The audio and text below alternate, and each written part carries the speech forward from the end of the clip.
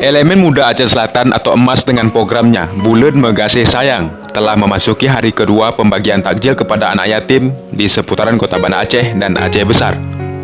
Wujud syukur ini juga tidak terlepas dari para donatur, relawan dan segenap masyarakat yang dapat menyisihkan sedikit hartanya untuk diberikan melalui Lembaga Elemen Muda Aceh Selatan agar dapat diteruskan kepada yang berhak menerima.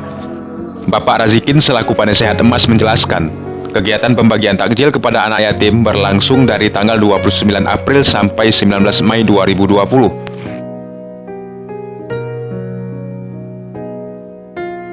Di hari kedua ini pada Kamis tanggal 30 April 2020, Bapak Teguh Irfansyah selaku Dewan Pembina EMAS juga mengatakan, gerakan yang dilakukan EMAS merupakan wujud sosial sebagai manusia yang harus lebih baik dan saling mengingatkan.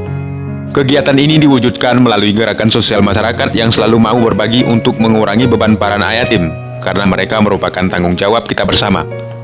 Bapak Teguh Irfansyah juga mengajak semua elemen muda, berbagai ormas dan OKP untuk bersinergi dalam membantu orang-orang yang memerlukan uluran tangan. Melalui tangan muda, rasa berbagi dan simpati akan selalu ada, dan tanggung jawab itu ada pada pundak kita bersama.